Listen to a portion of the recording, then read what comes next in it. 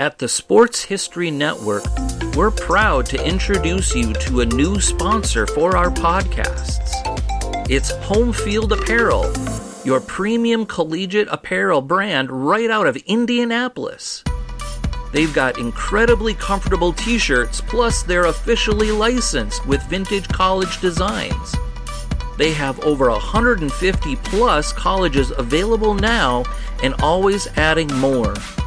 Homefield digs through the archives and history of your school to find unique logos, mascots, and moments to make thoughtful designs for your school.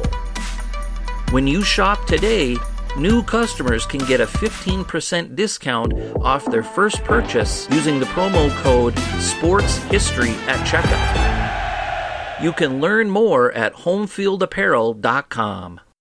This podcast is part of the Sports History Network, your headquarters for the yesteryear of your favorite sport. You can learn more at sportshistorynetwork.com.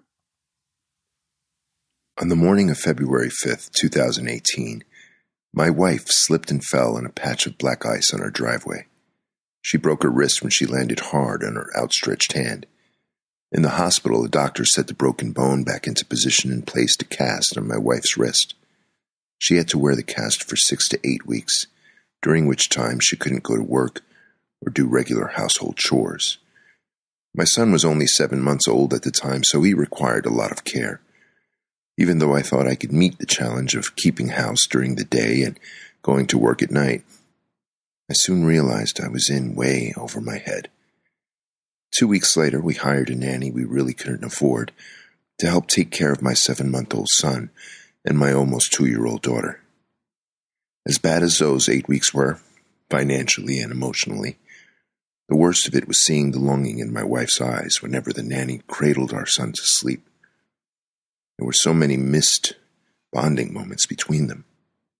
The 8 weeks my wife spent in a wrist cast felt like forever. After the cast was off, my wife wore a black wrist brace for a few months. By this time, she had more mobility in her wrist and was back at work. When her wrist brace eventually came off, I took it to the gym one day and wore it. It had nothing to do with my wrist, of course, but everything to do with fitness fashion. The black wrist brace gave me gravitas. It screamed, "Stand back, everyone. I've injured myself before and I'm not afraid to do it again. It's a testament to my intensity, so don't question my intensity." No one in the gym was questioning my intensity except me. So what started out as a function of gym aesthetics eventually became a function of comfort and protection. Protection from what, I have no idea, but I felt protected nevertheless. Wearing my wife's black wrist brace made me feel as ballsy as a leather-clad heavy metal god with a 6-octave vocal range a la Rob Halford of Judas Priest, and as strong as Iron Mike Sharpe, the Canadian pro wrestling superstar who was a mainstay in the WWF from 1983 to 1995. Sharpe wore a black forearm brace supposedly meant to treat a real forearm injury he sustained early in his wrestling career that never quite healed. It's kind of hard to heal a forearm injury when you use the forearm brace to knock out your opponents.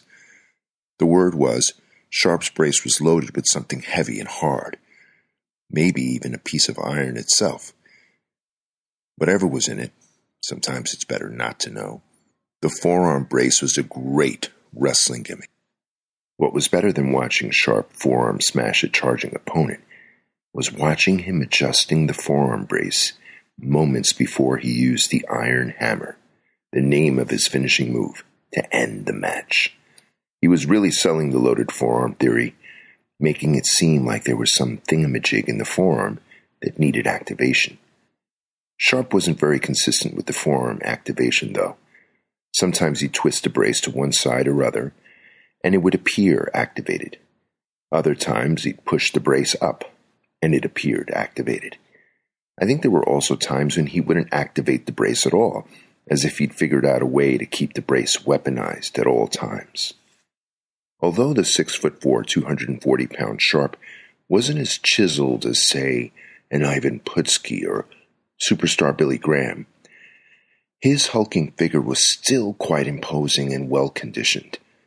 Serious about his physical conditioning, Sharpe was rumored to run through a vigorous regimen of calisthenics before and after his matches, hooping and hollering up and down empty arena stairways the way he hooped and hollered in the ring.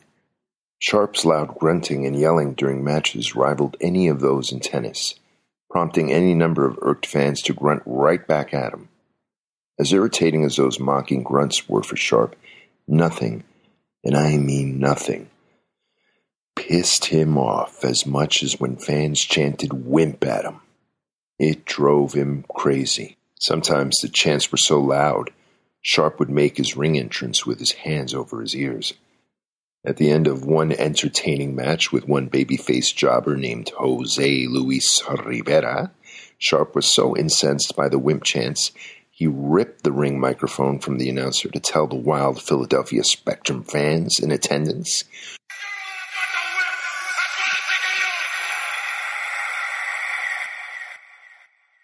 short and to the point, but man, did it rile up that Philadelphia audience. Sharpe really knew how to egg on a crowd. If, as commonly said, the camera adds 10 pounds to the photographed face, then the leather forearm brace Mike Sharpe wore must have added 20 pounds of girth to his already super thick arms. The forearm brace I borrowed from my wife made my arm feel dense and somewhat enhanced, as if my mediocre human arm was replaced by a robotic prosthetic. This, of course, was a throwback fantasy to the many childhood hours I spent watching The $6 Million Man. The brace was the closest I'd ever get to feeling like Steve Austin, the Bionic Man, not the wrestler. Silly fantasy, I know, but probably more common than you'd think. I love the idea of humans and machines working interdependently toward one shared goal neither could have reached alone. It's the reason I agreed to organ donation on the back of my driver's license, adding the donation of my brain to the fill-in section so I could have a second life on Earth as a cyborg. Also to help other people who need organs to live. Now, don't get me wrong, I'm trying to stave off death as long as possible, but until that day arrives, my cybernetic dream will have to play out via a foam-padded mesh material forearm brace I borrowed from my wife. It's the only way to feel like I have enhanced human abilities. Pathetic, I know. Who knows if Iron Mike Sharpe was into the symbiotic partnership of humans and machines and the enhancement inherent in it, or just the raw feeling of power the excess poundage on his forearm gave him. Either way, he knew how to wield the leather brace to good effect, riling crowds to no end, and beefing his image up to enhancement talent, a term that had more to do with the enhancement of the people he wrestled than his own. Yes, after his initial meteoric rise to top contender status in the WWF, Mike Sharpe quickly became a heel jobber who lost a lot more matches than he won. There weren't a lot of heel jobbers out there that I can remember. Some of the standouts were Barry Horowitz, the Brooklyn Brawler, a.k.a. Steve Lombardi, and Lanny Poffo, Randy Savage's brother, when Lanny Poffo was billed as the Genius. But among them, there was only one, Mike Sharpe. Maybe it was the flair he brought to his matches, the heat he drew from the audience, and his willingness to give it his all in the ring to make a babyface a contender that made Sharpe more than just a jobber. Like it or not, somebody has to lose. Sharpe was that guy, but he wasn't a slouch. He wasn't in the ring to be steamrolled. He wasn't there to be beaten up like a rag doll. He was there to be competitive, there to get ugly. That takes talent and a lot of selflessness, especially when you know you're a lot better than that. It's a dirty job, but like I said before, somebody has to do it. And that's another thing Mike Sharpe wasn't: dirty. One of the most prevalent rumors about Iron Mike Sharpe was about his penchant for physical cleanliness. Every wrestler that shoots about Sharpe mentions the hours Sharpe spent in his backstage showers after his matches, including the time he was locked up in an arena overnight when he didn't get out of the shower quick enough. As amusing as that anecdote is, it's also very sad when you consider the obsessive-compulsive nature of Sharpe's penchant for cleanliness. Some of the obsessive-compulsive behavior probably extended to the uniformity of Sharpe's ring attire. He's always wearing black trunks, black boots, and a white wrist strap on his left arm. And of course, the same black leather forearm brace. The sameness of Sharpe's attire imprinted itself in my brain so deeply that he looked stark naked the day I saw a photo of him without the brace on his right arm. It was a crazy effect, but knowing about his obsessive-compulsive behavior explains the monotony. Another thing about Mike Sharpe that remained unchanged throughout his career was his thick turf of curly hair. It may have looked like a bad-fitting toupee, but it was definitely his real hair. With his shock of curly dark locks, his monochromatic ring wear, and his hulking figure, Sharpe looked like a wrestler from another place and time. Add a walrus mustache to him, and the man would have looked perfectly natural in a sepia-toned photo circa the 1900s. This is not to disparage Sharpe, but to say he was utterly classic, utterly timeless, and that's a good way to be remembered. Iron Mike Sharpe died on January 17, 2016. He was 64 years old. His health declined after a landscaping accident in Hamilton, Canada, his hometown. Word is, he died alone in his basement. The leather brace he wore may have been a gimmick, but Mike Sharpe wasn't. Gimmicks grow tiring and have no intrinsic value other than the value we bring to them as human beings.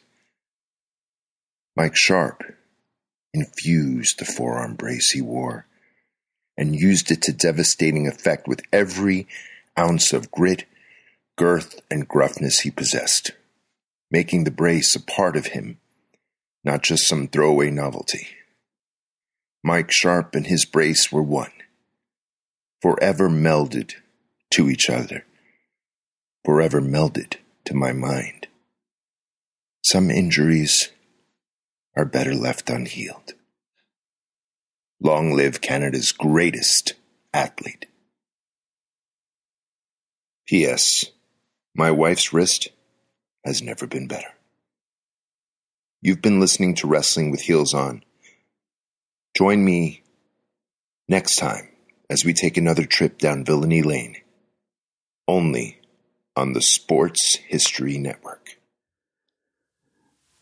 This podcast is part of the Sports History Network, your headquarters for the yesteryear of your favorite sport. You can learn more at sportshistorynetwork.com.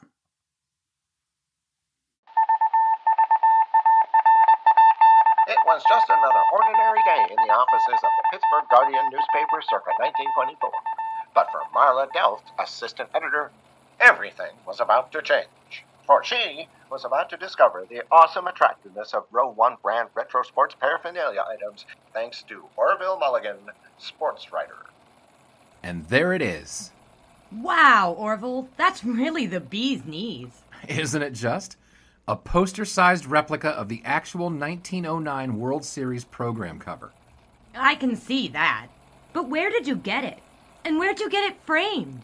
I ordered it from the Row 1 website, where over 6,000 items of sports memorabilia from the 1880s to the 1990s are available for reproduction, in multiple sizes and in several different materials, with over a dozen styles of frame to choose from for prints like this. Well, I'm sure Mr. Delft would love to put up more of these in the office.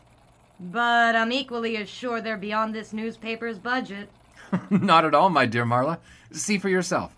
Go to sportshistorynetwork.com/row1. sportshistorynetwork.com/row1. Oh my, these are good prices. Oh, and look at this stuff.